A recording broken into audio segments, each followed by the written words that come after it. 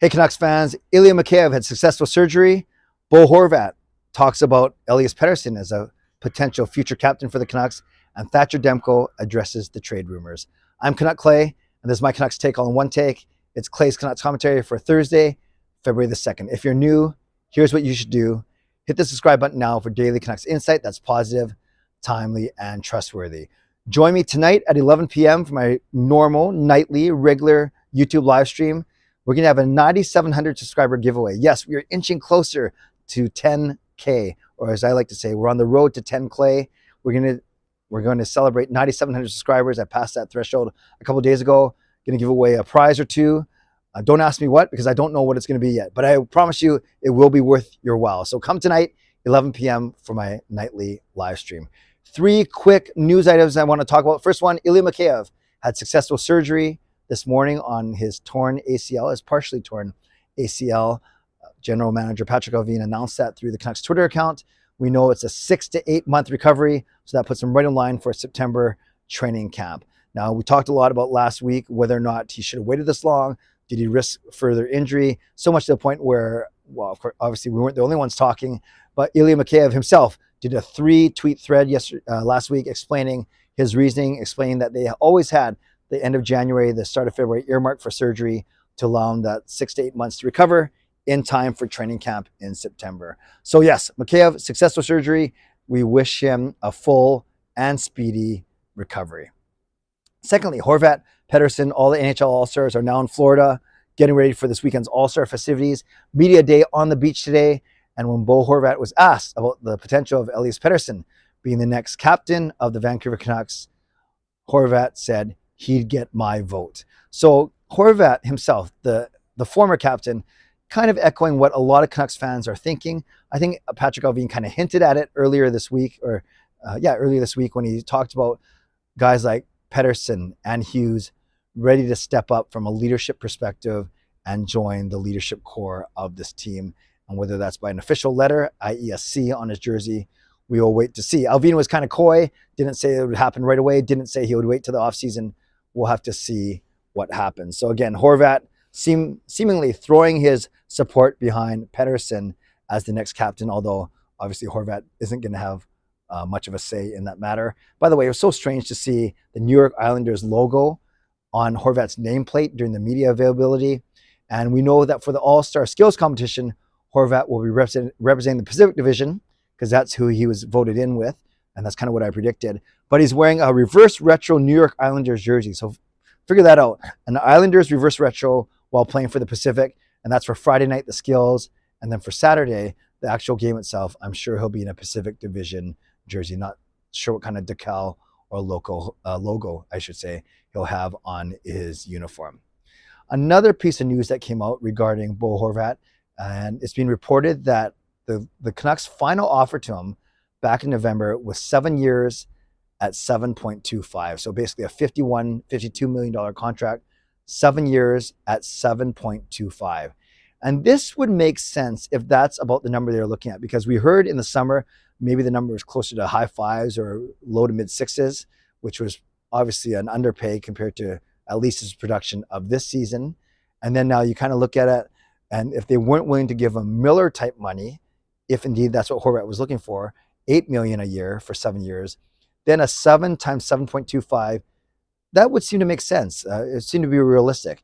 And if that's what the Canucks felt was indeed their best offer, and if the Canucks internally didn't want to go as high as they paid Miller and as high as what they think they're going to have to pay PD in a couple of years, 7.25 makes a lot of sense for me. It makes Horvat a $50 million player, like I said, but Horvat, I think, is going to look for something in the $8 million, 8.25, maybe even the $8.5 million range. We can argue whether or not he's worth that, but I think he's going to point to his production this season and say that that's what he's worth. So 7 times 7.25. Let me know, Canucks fans, if you would have taken that, not as Horvat, but if you would have taken that for the Canucks.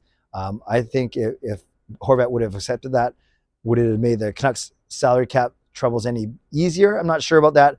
I don't know how it would affect other parts of their strategy, but at the same time, it's a number that's a lot better than 8 or 8.5 obviously. So let me know, Canucks fans, what you think about that. Would you have been happy with Horvat at 7.25? Finally, Thatcher Demko, his name has been around in the news, around the Canucks Twitter sphere, social media, because there have been a few reports that he could be traded. And got to be careful how I say this, because while there were indeed reports that he could be traded, I guess in theory, anyone could be traded, technically. But what it stemmed from was an Elliot Friedman report, a Farhan Lalji report, that maybe Farhan said that Demko, he's not the best in the dressing room. Then Friedman was saying that there are teams like the Pittsburgh Penguins, the Buffalo Sabres, the LA Kings, all interested in Demko. Even Rick Dhaliwal was saying that teams were expressing interest in Demko.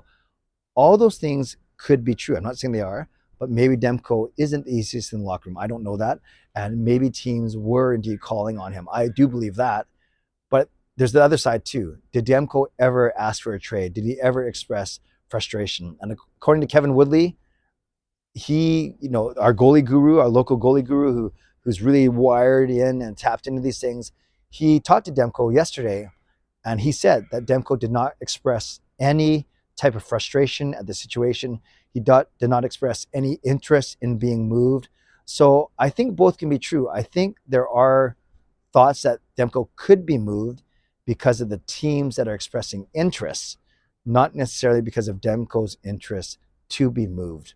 But who knows? Maybe he wants to change the scenery. Maybe his agent wants to change the scenery. There's reports of Demko's mom liking certain tweets, anti-Canuck tweets on Twitter, whatever. I don't worry about that kind of stuff. I just want Demko to play well and play well for this team. Obviously, he had a good season last year. He had a great bubble season 3 years ago, and then he had a really rough start to the season this year. Rumors of, or at least Dhaliwal was talking about, a minor knee surgery over the summer. Don't forget his hip issue. So maybe maybe he simply wasn't right to start the year, and maybe his stats bear that out a little bit. So I wanted to address it a little bit. I don't want Thatcher Demko to get traded. I don't think his trade value is that high right now. Poor start to the season, hasn't played for the last 3 months. So really, what do you never want to sell at a player's lowest, trade at a player's lowest peak. Unlike Horvat, he was at maybe his highest peak right now, so you trade him for a decent return before the risk of injury sets in. And I've talked about it extensively since Monday's trade. So Thatcher Demko, as of now, still a Vancouver Canuck. I'm not worried that he's going to be moved. I still think he can be a foundational piece. I'm still looking at PD, Hughes, and Demko as our 3 core pieces. Obviously, Horvat is not part of that core. Maybe Besser gets moved as well. So we got to look at those 3, PD, Hughes, and Demko, as the guys to build this team around. So Canucks fans, a few things there. Mikheyev surgery, Horvat's reported contract offer that he rejected, Horvat endorsing PD as captain, and Thatcher Demko expressing no interest, at least right now, or frustration at the situation right here. Let me know what you think about all or any of those topics, and make sure that you join me tonight at 11 p.m. for my live stream, my 9,700 subscriber giveaway. Shout out to my sponsors, Perform and Transform Personal Training Weight Loss, Van City Experts Real Estate. Check out the video description for my brand new Vessi campaign, my promotion that I'm running. You don't get a $15 discount, but you do get a pair of free socks, which are valued at over $15. So basically the same thing. Make sure you check that out. Check out the new shoes that we're promoting called the Vessi Stormburst. Of course, as always, thank you to legendary Lucas Gates, legendary Justin Credible, legendary Andrew Chang, Hall of Fame and franchise members, and thanks to all of you. I always appreciate you. I never take you for granted.